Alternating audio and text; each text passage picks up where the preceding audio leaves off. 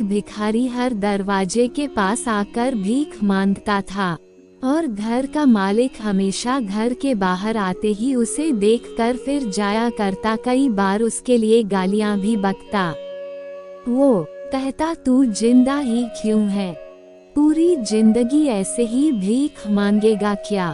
धरती का बोझ क्यों बना बैठा है?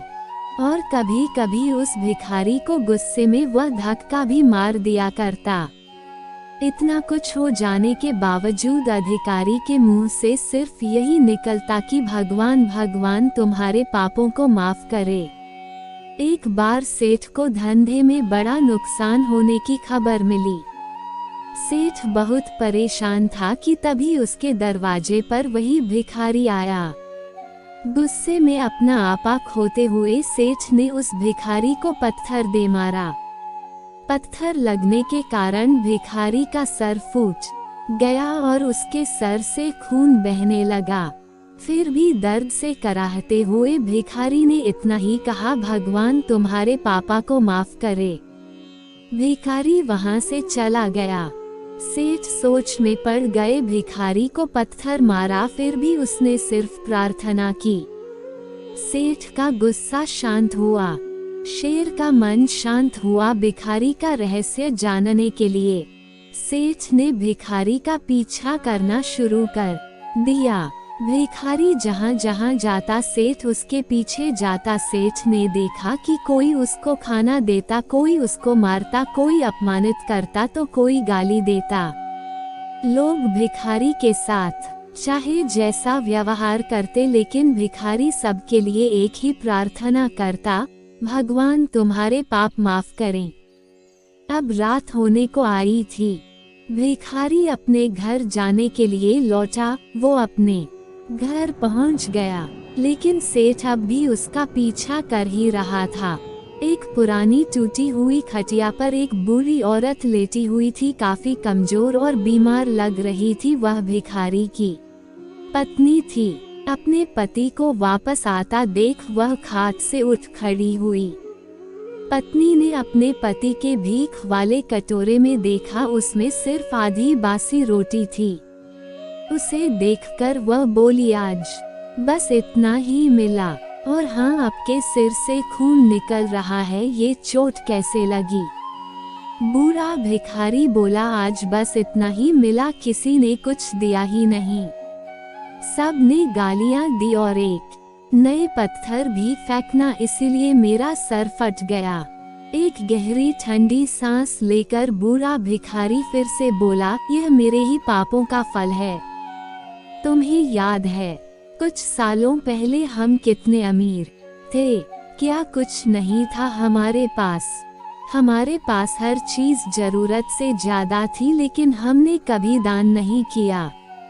और उससे भी बुरा हमने उस अंधे भिखारी के साथ किया जो हमारे द्वार पर भीख मांगने आया करता था। बूढ़ी पत्नी की आंखों में आंसू आ गए। वह बोली, हाँ, हम उस बेचारे अंधे के साथ बहुत बुरा करते थे, उसका अपमान करते थे, उसे खाने के लिए रोटी की जगह कागज दिया करते, उसका मजाक उड़ाया करते और कभी कभी मारा भी करते। मैंने कभी उसको रास्ता नहीं दिखाए। एक बार मैंने उसके मुंह पर मिट्टी भी फेंकी थी और वो हमेशा दुखी होकर यही कहता कि भगवान तुम्हें तुम्हारे किए की सजा देगा, भगवान तुम्हारे पापों की सजा जरूर देगा। उसका श्राप सच हुआ और हम इस दुख भरी जिंदगी में आ गए। भिखारी बोला, हाँ, उसका श्राप सच हुआ, इसलिए मैं किसी को बददुआ नहीं देता। चाहे कोई मेरे साथ कैसा भी बर्ताव करे, मैं हमेशा उसके लिए प्रार्थना करता हूँ। मैं नहीं चाहता कि कोई भी हमारे जैसे जिंदगी का अनुभव करे, किसी को भी हमारे जैसे दुखों का सामना करना पड़े। वो नहीं जानते कि वह कितना बड़ा पाप कर रहे हैं, इसलिए अनजाने में हुए पाप की ऐसी सजा किसी को भी मिले मैं नहीं चाहता। सेठ वहीं पर छुपकर यह सारी बातें सुन रहा था। अब उसे सब कुछ समझ में आ गया था। भिखारी और उसकी पत्नी ने वह आधी रोटी मिल बांटकर खाएं और भगवान को धन्यवाद बोलकर सो गए। अगले दिन बड़ा भिखारी फिर से भीख मांगने गया। सेठ के घर के पास जाते हैं। सेठ ने पहले से गरम रोटी या उसके लिए निकाल कर रखी थी, उसे देते हुए सेठ विनम्रता से बोला, माफ कर दीजिए बाबा, उसे बहुत बड़ी गलती हो गई। बूढ़ा भिखारी बोला, भगवान तेरा भला करे। इतना कहकर वह आगे निकल गया।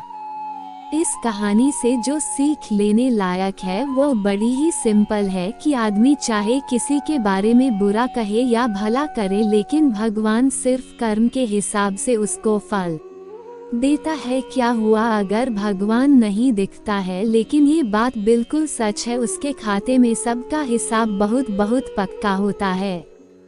इसलिए जब किसी के लिए कुछ भी करो तो अच्छा ही करो।